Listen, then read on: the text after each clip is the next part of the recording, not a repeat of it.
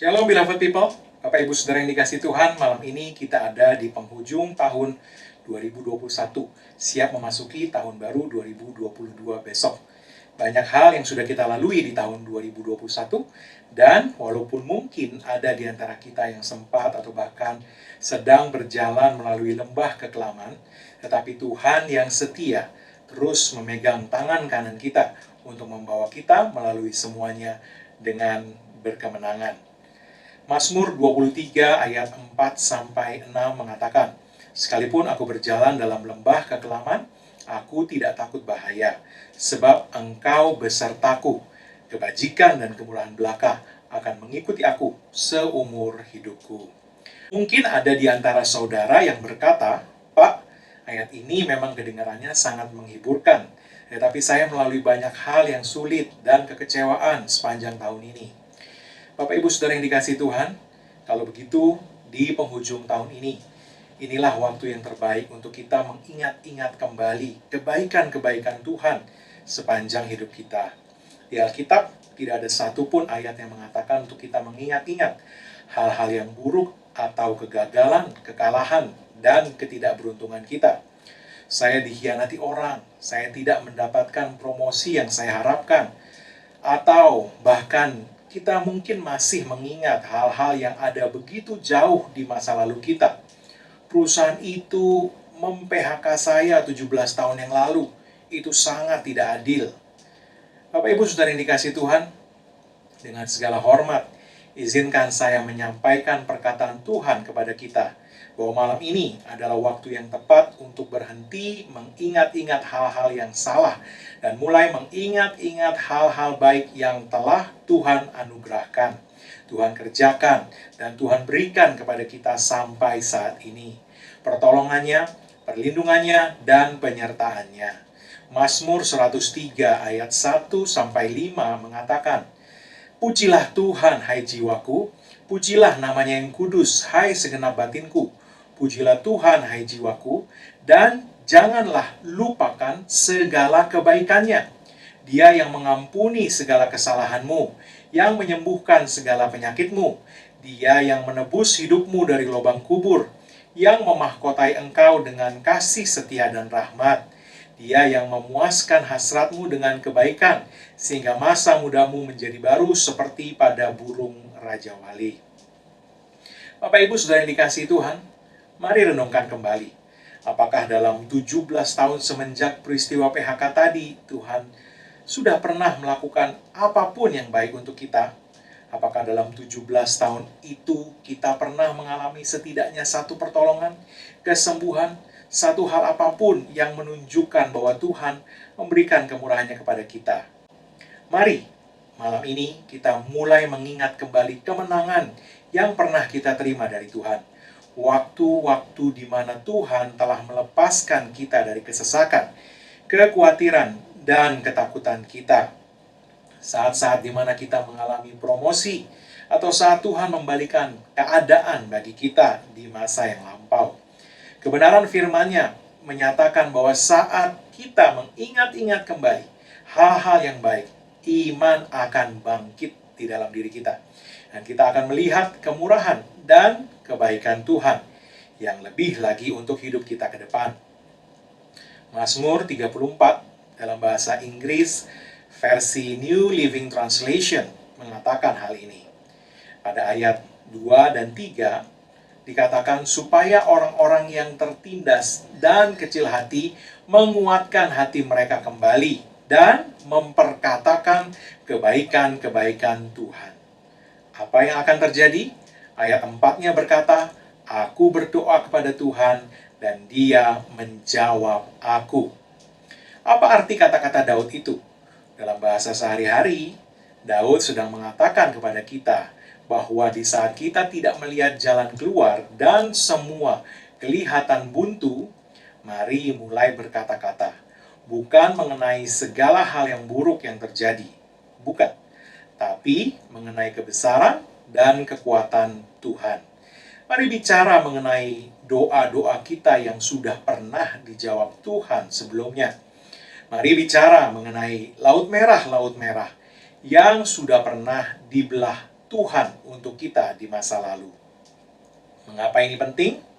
Sebab perkataan kita di masa yang sulit dapat membangun iman kita atau meruntuhkan iman kita sendiri. Sebab perkataan kita di masa yang sulit dapat menjerat atau memerdekakan masa depan kita sendiri.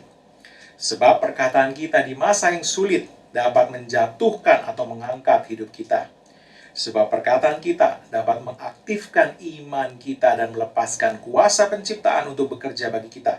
Atau sebaliknya, merontokkan iman kita dan menambah kekhawatiran dan ketakutan di hati kita. Kalau di masa yang sulit kita sibuk berkata, saya tidak akan pernah keluar dari masalah ini. Ini sudah terlalu besar. Maka Anda akan terjerat dalam situasi itu. Balikan keadaan. Pergunakan mulut Anda untuk memerdekakan masa depan Anda dari situasi yang sulit yang Anda hadapi saat ini. Dan katakan kepada Tuhan, Tuhan, aku bersyukur kepadamu untuk kuasa dan kebesaran-Mu yang terus bekerja dalam hidupku. Aku bersyukur untuk pekerjaan yang telah Engkau berikan kepadaku, untuk kelepasan yang telah aku terima, dan sebagainya. Ketika kita terus memperkatakan kebaikan Tuhan, hati kita tidak akan dapat dibuat putus asa oleh iblis.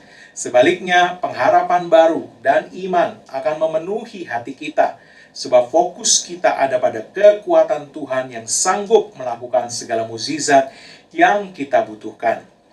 Izinkan saya menunjukkan satu ayat lagi untuk kita semua. Mazmur 118 ayat 1-5 berkata, bersyukurlah kepada Tuhan sebab Ia baik, bahwasanya untuk selama-lamanya kasih setianya. Biarlah Israel berkata, bahwasanya untuk selama-lamanya kasih setianya. 5. Dalam kesesakan aku telah berseru kepada Tuhan, Tuhan telah menjawab aku dengan memberi kelegaan. Haleluya! Ketika kita terus memperkatakan kebaikan Tuhan, kita akan penuh dengan pengharapan dan iman.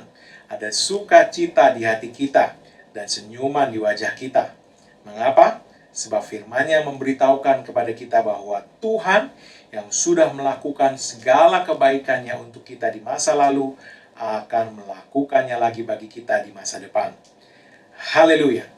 Izinkan saya menutup renungan malam ini dengan satu peristiwa di dalam Alkitab yang saya yakin sudah sangat kita kenal.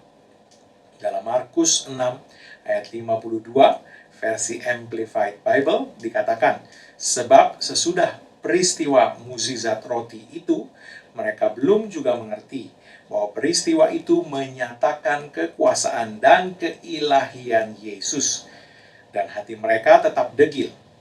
Bapak, Ibu, Saudara yang dikasihi Tuhan, kalau kita membaca di atas ayat 52 ini, kita akan melihat bahwa peristiwa yang kemudian ditutup dengan ayat 52 itu adalah saat kapal yang ditumpangi murid-murid Yesus dihantam angin sakal yang menyebabkan ombak yang besar yang membuat para murid kepayahan mendayung kapal mereka ke seberang. Beberapa jam sebelum kejadian itu, para murid itu baru saja menyaksikan mukjizat di mana Yesus melipat gandakan 5 roti dan 2 ikan untuk memberi makan 5.000 orang laki-laki, belum termasuk perempuan dan anak-anak. Dan masih ada sisa 12 bakul setelah semua makan kenyang.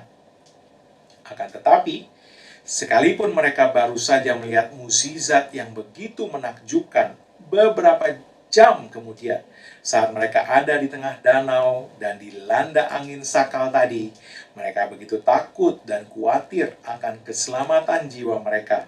Sampai-sampai saat Yesus berjalan di atas air mendapatkan mereka, mereka menyangka bahwa itu adalah hantu dan berteriak-teriak ketakutan.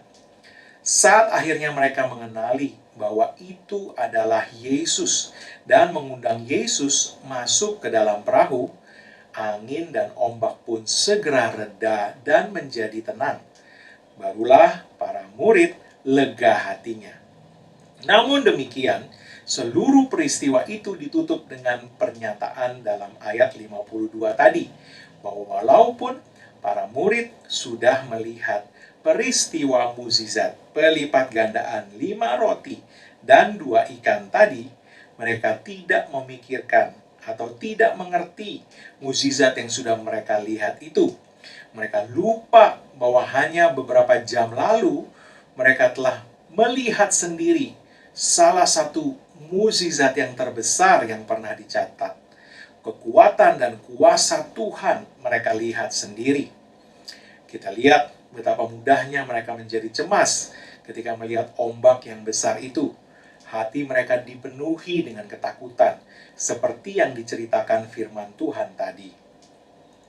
Sekiranya mereka ingat akan apa yang Tuhan sudah kerjakan itu, hati mereka akan tetap penuh dengan iman. Mereka akan tetap tenang karena mengetahui bahwa semuanya akan baik-baik saja. Sebab Tuhan yang sudah mengerjakan mukjizat untuk mereka sebelumnya akan mengerjakan mukjizat lagi untuk mereka. Bapak, Ibu, Saudara yang dikasihi Tuhan, para murid lupa akan apa yang Tuhan sudah pernah lakukan untuk mereka. Seringkali orang percaya juga seperti para murid itu. Pertanyaannya, apakah kita membiarkan keadaan, laporan medis, atau situasi keuangan menyebabkan kita menjadi khawatir dan stres? Malam ini adalah waktu yang tepat untuk mengingat kembali mukjizat dan pertolongan Tuhan yang pernah kita alami. Mari ingat-ingat kembali hal-hal yang baik. Ingatlah ketika Tuhan menyatakan diri dalam hidup Anda sebelumnya dan tiba-tiba membalikan keadaan untuk kemenangan Anda. Ingat kembali saat-saat Dia meruntuhkan tembok Yeriko untuk Anda sebelumnya. Tuhan berkata kepada kita pada malam ini, seperti Dia berkata kepada orang Israel dahulu, ingatlah kembali, jangan lupakan segala kebaikannya. Mengapa? Sebab itulah caranya Anda akan mengalahkan lagi Firaun yang saat ini menghadang perjalanan hidup Anda. Ingatlah bahwa Anda mempunyai histori bersama dengan Tuhan. Setiap kemenangan yang pernah Dia berikan kepada Anda dahulu bukanlah hanya untuk waktu itu. Mukjizat yang dahulu itu diberikannya kepada kita supaya di saat iman kita sedang low, sedang lemah, kita dapat mengingatkan diri kita kembali akan mukjizat yang dahulu itu, dan itu akan menjadi bahan bakar yang akan menguatkan iman kita kembali. Ada kemenangan bersama Tuhan di masa lalu. Karena itu, jangan ingat-ingat, apalagi berbicara mengenai permasalahan Anda. Bicaralah mengenai Tuhan, mengenai kekuatan kuasa-Nya, dan mengenai kasih-Nya kepada Anda. Maka Anda akan teringat kembali, musuh-musuh itu tidak sanggup mengalahkan Anda dahulu. Mereka juga tidak akan sanggup mengalahkan Anda sekarang. Sebab Anda tidak sendirian. Dalam lembah kekelaman sekalipun, Tuhan terus menyertai Anda. Kebajikan dan kemurahan belaka yang akan menjadi bagian Anda ke depan. Ingat, kata akhir dari segala situasi ada di tangan Tuhan, bukan di tangan musuh yang sedang Anda hadapi saat ini. Dan Tuhan ada di pihak Anda dan berperang untuk Anda. 1 Tawarikh 29 ayat 11-12 mengatakan, ya Tuhan, punyamulah kebesaran dan kejayaan, kehormatan, kemasyhuran, dan keagungan. Ya segala-galanya yang ada di langit dan di bumi. Ya Tuhan, punyamulah kerajaan, dan Engkau yang tertinggi itu melebihi segala-galanya sebagai kepala. Sebab kekayaan dan kemuliaan berasal daripadamu, dan Engkaulah yang berkuasa atas segala-galanya. Dalam tangan-Mulah kekuatan dan kejayaan. Dalam tangan-Mulah kuasa membesarkan dan mengokohkan segala-galanya. Akhirnya, izinkan saya mengucapkan selamat memasuki tahun baru 2022 yang penuh kelimpahan dan kemenangan. Amin. Mari Bapak Ibu Saudara yang dikasihi Tuhan, kita berdoa bersama. Bapa yang baik, aku bersyukur kepadamu, aku mempunyai histori bersama dengan Engkau. Aku bersyukur untuk segala kemurahan yang telah Engkau tunjukkan kepadaku sepanjang hidupku. Terima kasih karena aku dapat mengingat kembali semua kemenangan yang telah Engkau berikan, dan itu menjadi bahan bakar yang menguatkan dan membangun imanku untuk menghadapi masa depan. Aku percaya bahwa kata akhir dalam segala situasi ada di tangan-Mu, dan Engkau memegang tanganku memasuki tahun yang baru ini untuk memberi kemenangan kepadaku lagi. Dalam nama Yesus, amin. Selamat diberkati dan terus dalam penyertaan Tuhan. Tuhan Yesus memberkati. Kita jumpa lagi di hari Minggu, tanggal 2 Januari, saat kita beribadah kembali bersama di minggu pertama di tahun yang baru. Haleluya.